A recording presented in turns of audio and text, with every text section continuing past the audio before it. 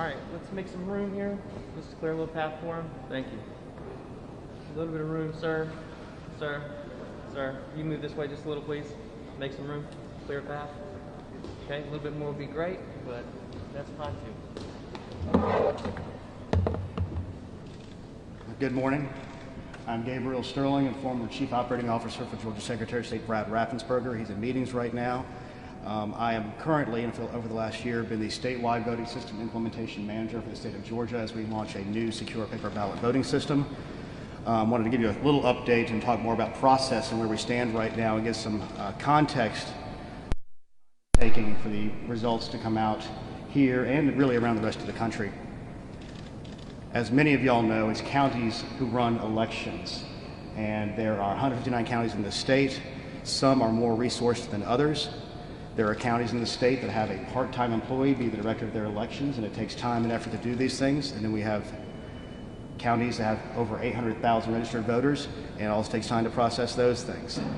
So as we move forward, another couple of things I want to put into context for you is people have asked, why has the number not moved more quickly? Well, as y'all know, the law calls for all absentee ballots to be accepted by 7 p.m. on election day. So obviously on election day itself, election officials are very, very busy actually running the election day voting. So normally what they'll do is have to come back in that evening and into the next day and accept those ballots, and by accepting them they have to go through signature match and all the other processes to confirm the validity of those. And in our case in Georgia, especially when they come in right before or on election day itself, we have to get notifications out to those people that they have 3 days to come in and cure their ballots. That all takes time, it all takes effort. There's only so many people who are involved in these processes in the 159 counties in this state. I know there's been questions about numbers that move around. I've heard 25,000, 50,000, 60,000. The reality is it's about 60,000 votes that are out right now, and we're working with the counties to make sure that they have properly put their stuff into their system and uploaded. As like many of y'all during this election cycle, they are tired. Sometimes they're going to forget to press the upload button. So we recently this morning done an extra email and follow-up phone calls through our liaisons and the elections office to make sure they have uploaded everything. And with that, we just had a new tranche of votes come in from Sumter County, which has lowered the overall. I'm going to give you what we have with every caveat in the world, what we believe the best numbers are right now for the state, knowing that there's going to be a handful of those ballots in small counties here and there that will be slowly aggregated into the system over time. But these are our big tranches that could affect the outcomes overall. And some of you might have seen some of these already. We're working to get these done today if possible. And we're working with the counties who might be having questions about how to do this properly, because the main thing we want to do, fast is great, and we appreciate fast. We more appreciate accuracy. Accuracy is going to be the bedrock upon which people will believe the outcomes of these elections, be they on the winning side or the losing side. So accuracy is vital, and it's the key to all of our processes. And I want to make sure we told everybody in this room and in this state and around the country, this is the first time Georgia has used paper ballots in 20 years. We told people they can expect some results on election night, and we got a lot of them out there. In fact, we got down to 250,000 yesterday. We're down to about 60,000 today. So let me go through what we know we have right now. I brought my computer so I wouldn't screw it up. Bryan County, 3,027. Burke County, 494. Chatham County, 17,157. Clayton County, 7,408. Cobb County, approximately 700. Floyd County, 682. Forsyth County, 4,713. Fulton County, 11,200. Gwinnett County, 7,300. Harris County, 3,641. Lawrence County, 1,797. Putnam County, 1,552. Taylor County, 456. For a total right now of approximately just over 60,000 votes. The anticipation is we will continue to go through the process throughout the day and into the evening if necessary.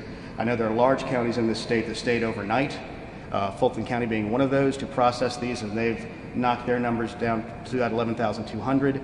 We anticipate getting through this process today. One of the reasons that our friends in Chatham County take a little bit longer is they have a unique system where their board of registration is separate from their elections division, and they handle different sides of the absentee ballot and the reporting process. So that's one of the things that held them up, but I think we're through that process today, and I anticipate getting the majority of the 17,000 in today as well. So with that, I want to thank y'all for being here and answer any questions. We'll start with Justin over here. Yeah, can you explain to us why that number seems to be such a moving target with the number of absentee ballots? As I said earlier, all the ballots that come in by 7 p.m. on election day have to be logged in. Now, at the same time, they're making reports on the other side. So they're drawing from let's say there's 10,000 ballots. They report 2,000 ballots. They add 1,000 ballots. That means you have 9,000 ballots. And that's why the number of potential votes that are available will continue to be changing. What we've essentially seen now is that number stopped growing, which is why we went from 250,000 yesterday about this time to 60,000 today. Yes, ma'am. We're seeing a lot of people online who are saying, with it taking so long, they have concerns about the validity. Can you talk about some of the security protocols that y'all have in place as the Secretary of State's office to make sure that the counties are counting everything properly and votes aren't appearing as what we're seeing? Well, the main thing, there's several things that work on this system, and the biggest one of all is we have paper ballots, so there's going to be a record of what has occurred here, and if there's any questions, you can always go back to do an audit and a recount. In many places, everything is open to the public. We are poll watchers in many of these places. In places like Fulton County, the state has placed a monitor, and we've had investigators go out and many questions about how these ballots are being handled and move forward. It's frustrating. Time, when everybody else is done. Here's the other thing, Florida has more to count than we do, but their margin's wider, so it doesn't matter as much. We have a much smaller margin, and we're aware of that fact, and the county elections officials feel that pressure. They understand. They are working hard. My hats are off to them having to go through this process and be under this level of scrutiny. They're all doing extremely well. And these are 159 elections directors and employees who are here to do the job of protecting democracy. When you go to talk to them, they think about that. They think about the votes of every person in this room and around the country. These people are not involved in voter fraud. These people are not involved in voter suppression. I'm telling you, they're doing their jobs every day. It is hard, and we are thankful to them for it, and we're going to work with them to make sure that every legal, lawful ballot is counted. Mr. Sterling, on risk limiting audits, can you tell us the criteria for the decision that will be made and what race to look at, and has that decision been made, and when will that RLA occur? The decision hasn't been made yet. The exact criteria is defined in the state election board rule. It'll be decided probably after we get the county certification or not long before. The secretary is the one who solely gets to make that decision, so I won't speak for him here. Will it be the closest race, though? Will it be the presidential Sir, I just said you can look at the SEB rules and that outlines the definition. I'm not going to be able to answer that. Yes, sir. Gabriel Archer here with Next Door Media Group. I know Chatham County yesterday received a lawsuit from the campaign. What do you want to tell Chatham County because they're concerned, given that they have 17,000 ballots? You said so less than possible. It's a lawsuit that will be handled at the county level. As I understand it, it may only affect 50 ballots, but I'm sure that their legal counsel will give them the advice they need to get through that process. Mr. Fowler. Hold on one second. I can't hear anything with that, whatever they're doing up there. After these 60,000 absentee ballots are being processed, that won't be the end of counting. There's still provisional military duties. Can you explain to everyone what the provisional ballot process is like, and if we have any idea of how many votes might be spread throughout? We are working with the counties to try to get a full understanding of how many provisionals might be available. Mr. Fowler, who's done a good job reporting on this election, makes a very good point that the election is not over just on the absentee ballots. There are absentee ballots from our overseas military voters that, if they are postmarked by Tuesday, have to be accepted by Friday. There are provisional ballots that need to be verified by Friday. And if you have an absentee ballot with an issue like missing a signature or something, you have until Friday to cure those. Yes, ma'am. Did you anticipate that this process would take as long as it is taking? That's why, literally, for the last 2 months, we have said it will be, Wednesday or Thursday before we knew the answer to this. So, yes. Yes, sir. Piggyback on that question about the suit against Chatham County. As you know, the Trump campaign is also threatening to sue other counties. Has the Secretary of State's office received any reports of the sort of irregularities that they're complaining about to support that lawsuit? Any report we get of any kind of irregularity, our investigative division will look into and ascertain the validity of that report, and if necessary, investigate. Yes, sir. Is your office actively investigating claims of voter fraud right now for this particular election? I can't say for certain right now. I know we have reports around several things. I'm not sure about voter fraud or anything, because that's kind of a broad term, so I need more specific question, and we'll get with our investigations division and try to get a specific answer to that. Yes, sir. Can you tell us about that corrupt scanner in Gwinnett County? Nothing, because I've not heard of anything about a corrupt scanner in Gwinnett County. Sorry, corrupt card. I have no information about that. Yes, sir. The number of absentee ballots that's been put into ENET, is that the final number, or do you anticipate any more being processed? As I said in the beginning of this thing, there's a possibility that some counties might not have hit upload yet. There's a possibility that they could have not had a random one here or there. But as far as the general outlines of these, we anticipate that the absentee ballots that are there, and we have the extra bit of security that we know the number of requests. Therefore, we know that is the most outlying ability of anything to be done. So we know the outer limits of anything possible. But right now, as we sit here today, yes, we feel comfortable with that number. Yeah, Justin. What about the possibility of a recount? Georgia law provides for that for the candidates, and it looks like in the presidential race we're moving into that margin. There is a possibility of that occurring.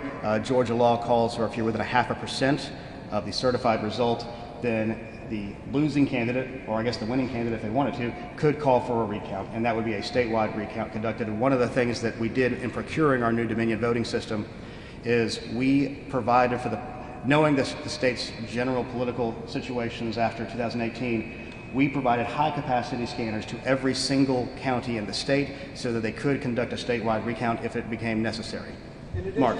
In addition to the 60,000 absentees that remain to be counted, we also, the provisionals and Yokohama overseas ones would be on top of that, correct?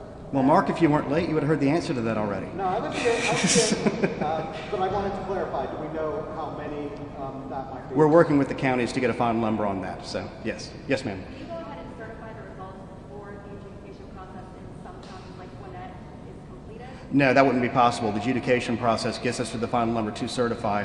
State law requires that the counties certify their results 10 days from the election, and then we have some time after that. We hope to do it faster than that because what we need to be able to do, when the county is certified, we're then going to move into the risk limiting audit phase, and then after the risk limiting audit is closed out, then we will certify the election.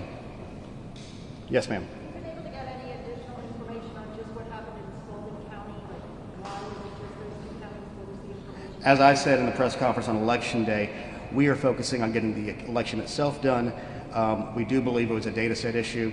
Don't know exactly why yet, but we have our vendor. We're working on it, but right now we are really focused on making sure we get the answers out. Yes, ma'am. Can I just have one more clarification? You already sort of addressed this. So when it comes to the lawsuit from the Trump team about the one specific county, you're not reporting, you're not investigating these sort of reports of ballots being moved or ballots being handed? I can't speak to what investigations have been opened yet. I know there's been discussions about that, but we'll have to get with you after that, after talking to our chief of investigations. Mr. Stelling, previously I think there was a Oh, noon, hey. Hi. Good to see you in person. Yeah. A noon approximation for deadline, and today you said, just now you said today if possible. So end of day today maybe is sort of the time. I am prayerful that we can get to a resolution by the end of the day, but as has been pointed out by everybody, this is going to be an extremely close margin, especially in the presidential election, and we anticipate every one of those UACAVA and curable ballots and provisionals may come into account in that. So having a final one, it may take a minute. Stephen. Can you describe the adjudication process for these absentee ballots and what changes have been made from the June primary? Probably not, but I can give it a shot. The adjudication process is a new system here in Georgia. Under the old system of scanning, when you had hand-marked paper ballots, which are something that, unfortunately, as a hand-marked paper ballot, is very open to human frailty and mistakes. We can use an electronic adjudication system where it takes a picture of those ballots, and the computer used to just say, if it's an overvote, we're going to kick it out, which means there's 2 ovals marked for a single race. We're going to kick it out, and then a human being will get a chance to look at it. Under the new system, it will also look at overvotes, plus it will look at anything like an ambiguous mark. So if somebody has a check mark or anything like that, it brings it up onto a screen, and a bipartisan panel will then examine that ballot to discern the voter intent. Then it is marked in the system, and then it can be counted properly. Yes, sir. How many ballots have been tossed out at this point in time? Do you have that number? You'd have to be more specific. We don't toss out ballots in the state. That have obviously had errors on the mistakes are double, like you said, marked. Yes, twice. we wouldn't have a tracking on that right now because that's basically, if you mismark something that is not a actual vote cast in that race, and just because there's a mistake on one part of your ballot doesn't mean that the rest of your ballot would still get counted. Yes. Sorry, Mel. Richard Barron is saying that 130,000 have been adjudicated. Is that correct? Okay, that kind of made my skin crawl. When he's saying that 130,000 ballots have been scanned in batches and they've adjudicated the small percentage of those inside those 130,000. So to give some clarity to that. Yes, next There's one. about 27,000 I understand about military and overseas ballots. Some of them have returned. So could that delay this into tomorrow possibly? Well, as I said, we have to accept those ballots until Friday, and we can't know what's going to get here until the time actually gets here for that. Don't tell me I punched y'all out. All right, with that, I just want to say one more thank you to the voters of the state of Georgia. The Secretary begs your patience. This is a long process, but I think all of us would agree that having an accurate count is much more vital. An accurate and fair count is much more vital than having a fast count. So thank you, and we'll try to follow up with any other questions for later today. Y'all have a great day.